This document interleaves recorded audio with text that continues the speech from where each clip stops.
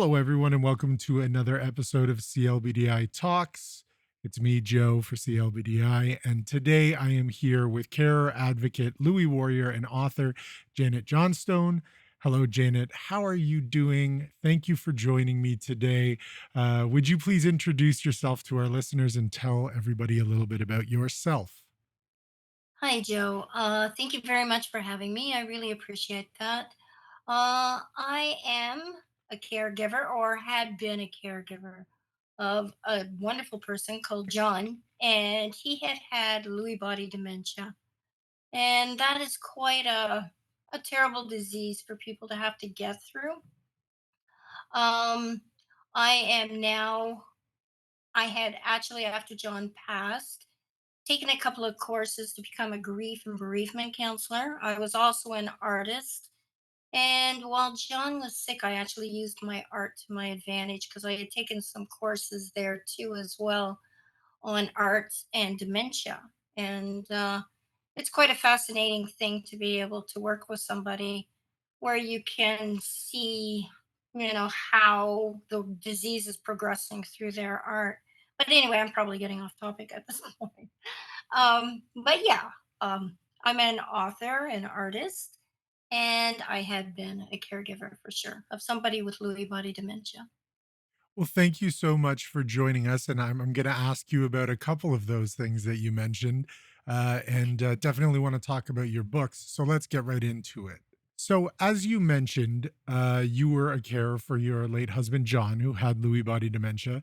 Um, and being a caregiver can be very overwhelming.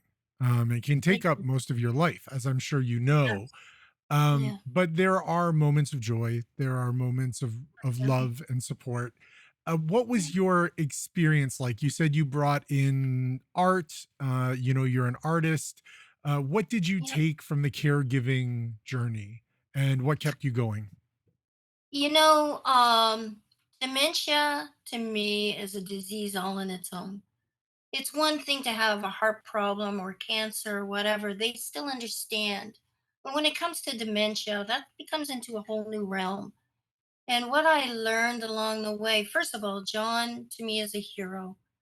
He was somebody who, once he heard that Robin Williams had passed away and that he had committed suicide, and I found out later that he had Lewy body, that John decided he was going to just allow the world to see him through his journey of Lewy body. And I found that incredible. He also trusted me to write these books about him. So the first book is The Early Stages of Dementia.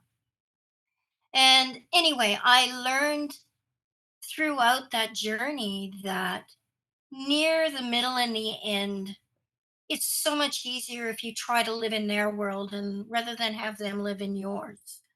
Living in yours can be scary, questionable, things that they don't understand, things that they feel uncomfortable with, they get irritated with.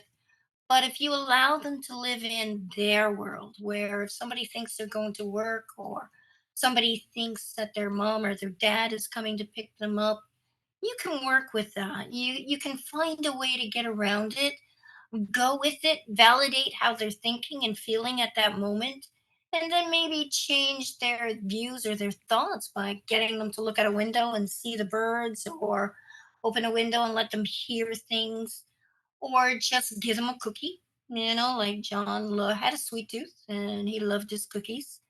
So I would give him a cookie and we would start talking about something else. And I always found if I allowed myself to live in his world, rather than him live in mine, it was so much easier. And that's a great point. I don't know if you listened to our previous episode.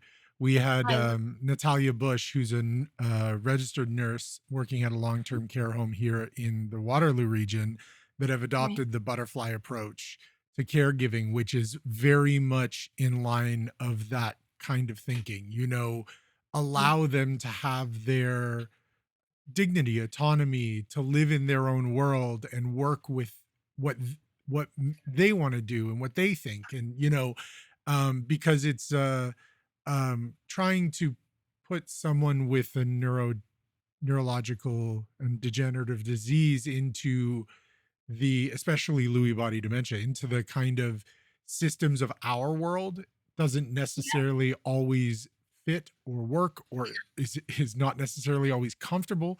So that's it's amazing to hear you kind of um, bring that topic back around because it's something we talked about. And so I would recommend all listeners and you, if you haven't listened to it, to go back and take a listen to it because it was very eye-opening. And they've yeah, been I would like killing to. it. I haven't had a chance yet, but I do intend to do that. And they've been absolutely killing it with it. They got reaccredited and it's been excellent and everybody That's is great. happier and loves it. So it's uh really a wonderful kind of rethinking of how we're approaching care. Okay, I had John at home up until the last 24 hours of his life.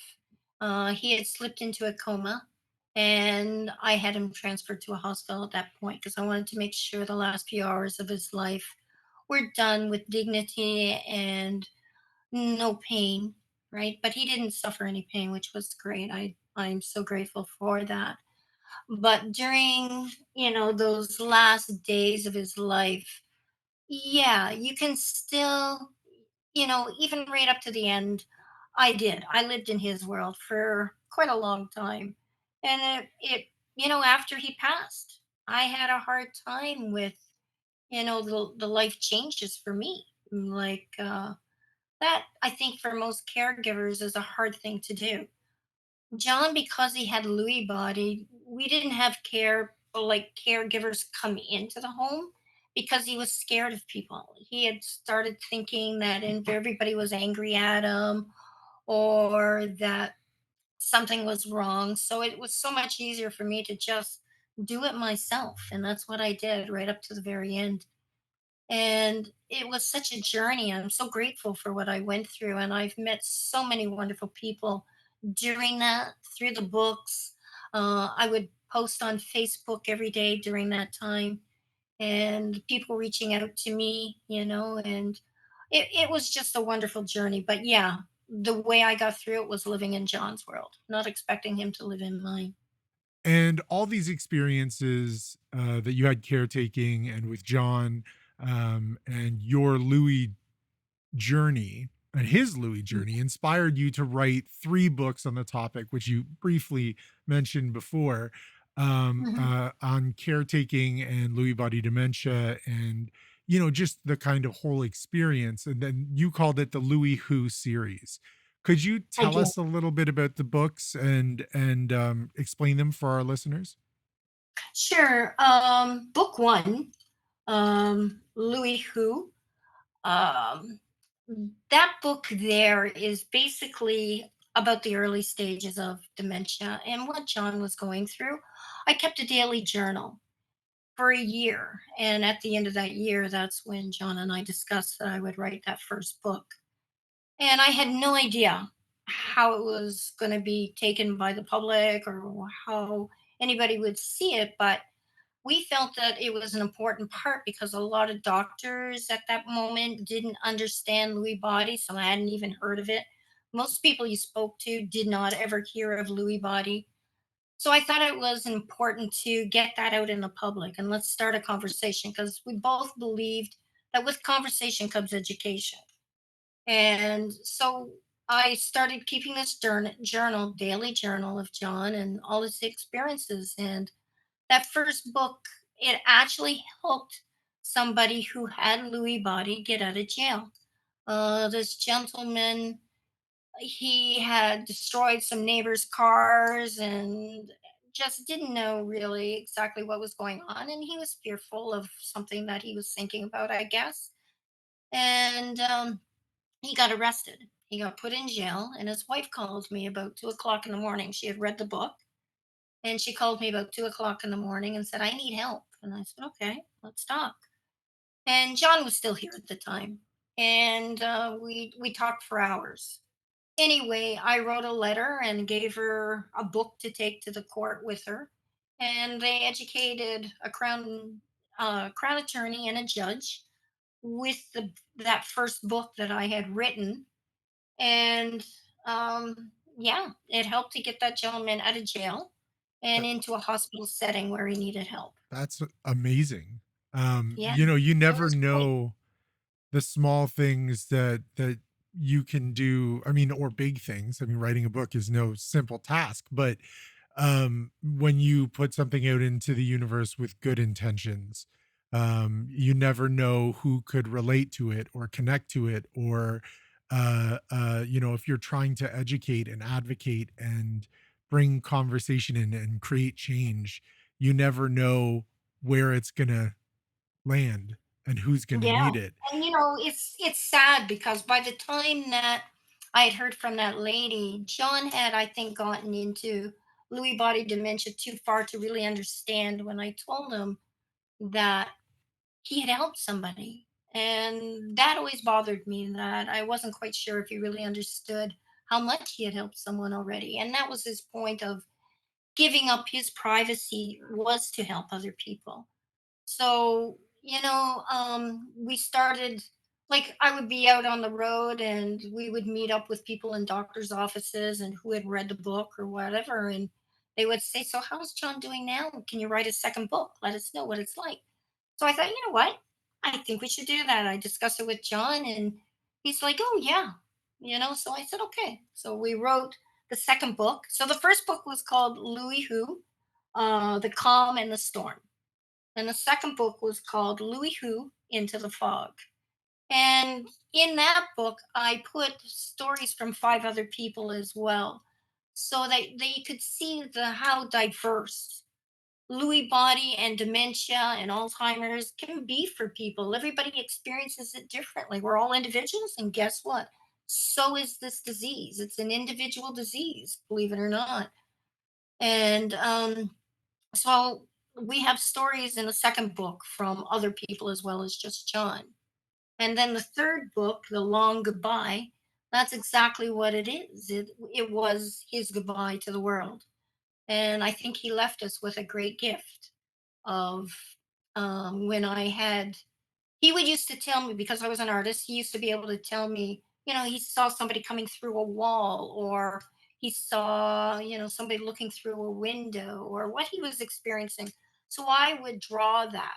And that's in the back of the third book, where you would see some of his drawing and sketches, and also things that he had sat and sketched. And I would ask him also to sign his name, so that throughout time you could see how that decline of Lewy body dementia was taking hold and the changes that were happening. You could see it in his art.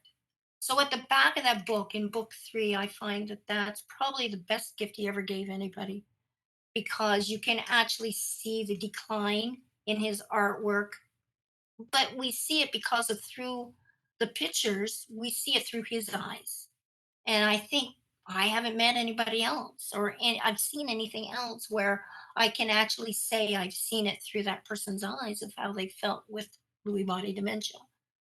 So to me, that's an important gift that John left this world for sure. Well, it's I think one of the things that is kind of amazing about the time that we are in now, is that through the internet is how we connected, and you connected with Carol, our founder, Yeah, and you mm, were a part of our art show 2 years ago, and we've that's kept in right. touch and all of these things. But That's right. these books are available online for people who are interested, and you've made them available, and I will include links to them in the bio for Okay, anybody who's interested in reading okay. them. But to do something so personal, kind of selfless in many ways, to share these stories, to Mm, kind of shine a beacon of education and shine a light on yeah, John's individual Louis journey, yeah, as well as other folks, and kind of get really deep into it, is and then make it available for everybody in this age of the internet, is so powerful, especially because at the time, I imagine, when the first book came out, I mean, we've come quite uh, not far enough, but a long way from that time to now, where Mhm. Lewy body dementia is becoming more kind of commonplace. The discussion about it, the understanding of it, and its place in the kind of general umbrella of dementia, um, but people were probably looking for that. I mean, you said yourself, this man that you helped with, who had been arrested, and Yeah. his wife, like that, at a time when that wasn't available. Or it was far less available than it is now, even though we could be doing better. Doing something like that is amazing, and it's amazing that we live in a time where that can be done, where we can share our stories and connect with people over the internet, or Correct. self-publish, or all of these various things during the process. So this long-winded thing leads me to my last. No, um no. I just once again just want to thank you and Carol for all that you have done. You have helped to make people more aware of Lewy body, and we need that. And I thank you from the bottom of my heart well for you doing the jobs that you two are doing. You well two are amazing. I will Thank you. speak. I will speak on behalf of our wonderful founder, Carol. Say thank you for those kind words, and we are just doing trying to put good out there in the world, and trying to Yes, educate, I really advocate, do. Yeah, and yeah. be there for people, and be there in the community. And so, speaking of the kind of process of writing the books, um, when you were writing these books, did you kind of conceptualize them beforehand, or did you kind of figure it out as you were writing it? What did you find challenging? And conversely, what did you really enjoy about the experience? Um, what was that like to kind of chart this journey of John through, and the Lewy disease? What was that like to do that in a book form, and to kind of create that? It, for me, you know what? I didn't really find it too challenging. It was it was my outlet, I think. Like I didn't have contact with people. We had COVID hit during John's illness, and for 4 years I was locked in a home. I really had no contact, and I kind of lost friends. I lost family members along the way. People who are uncomfortable, they don't know what to say or do, so they just kind of keep their distance, right? And you finally start feeling like you're totally on your own. But this became an outlet for me where I could do research. I could go on the computer. Thank God for computers these days. I could go on the computer and do a ton of research on different types of studies and researches and all of that. I was really interested in that. What are we facing next? What are you guys doing out there? So, in the books, you will see where I've kind of put some of that in there. Um, I think it was an outlet. I think it was just a very calming way. And I knew I was doing something that John had wanted me to do. He wanted me to, from day one to the end, allow the world to see what was happening with him so that hopefully somebody out there or their families didn't feel totally alone, because you do end up feeling alone. The caregiver feels alone, and the person who has that illness feels alone. And that's how I felt like I was doing something that hopefully somebody out there would benefit from, from John's experience and from mine. And yeah, that just kept me going every day, really. Well, Love the research. oh, Sorry. please finish your thought. No, I just love the research of it, though. No, that was probably something that I could sit there in the middle of the night and even do the research. I just loved it. Just Well, hearing. I think that it, it's an amazing feat to put these together while caring for someone with LBD. Um, and I'm sure that there are plenty of people out there that would love to read through each of the books. So I'm going to make them again, put them in the bio for people to check out. I uh, Right. I Yeah. appreciate that you took the time to come and chat with me, and I wanted to ask you what's next. What's next for Janet? Where to go from here? I'm not finished with Lewy body dementia, and I'm not finished with dementia in itself. I found that after John passed, one of the things you're trying to prepare yourself, but you're never prepared when somebody does pass. And one of the things that I learned is that you not only lose the person, but you lose so much of your own life. I found that you eat differently, you breathe differently, you sleep differently. Everything in your world just suddenly changes when that person passes. And I know what I went through before where I lost friends, even some family members I lost, because they weren't comfortable with what was going on. And as far as I was concerned, and far as I'm concerned now, I think, first of all, I'm starting a support group, coffee support group for people, family, of friends, of people who have Lewy body dementia or any type of dementia or Alzheimer's. They need that support. They need to know they're not alone. So I'm going to carry on John's wish in that area. And at the same time, um, I am now a grief counselor. I will work in that a little bit, but I've been asked to go to different venues and talk about dementia. So I have been sick for a little while here with pneumonia and everything, but I think I'm going to be doing that too.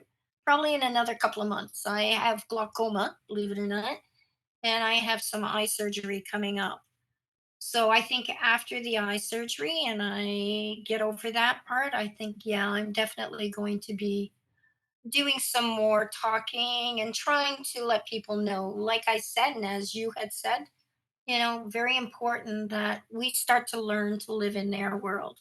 Don't expect them to live in ours. I think that is probably the most important thing to me right now. I have seen a few cases where people are getting angry with their spouses or loved ones in their family because the person is, agitated or not doing what they think they should be doing. But it's so much easier on themselves and on everybody else if you just live in their world. Just live in their world. Don't expect too much from them and don't expect, them to live in yours right now. Yeah. Well, I think that those all sound like wonderful initiatives. I know we've been talking about doing coffee support groups and branching out that way, and I think that getting out and speaking in your community and in other communities is so important. It's something we do here. So who knows? This may not Yeah. be the last time that we cross paths, CLBDI Okay. and Janet Yeah. Johnstone. There may be something that happens. Who knows? But for now, No. thank you for Yeah. coming and being a part of this and sharing a bit of your story. And it was wonderful to have you on, and I really appreciate it. It was honored to be there. Thank you so much, Joe. I'm so grateful that you are there and Carol is there. And I thank you both so much for all the work that you're doing. Thank you.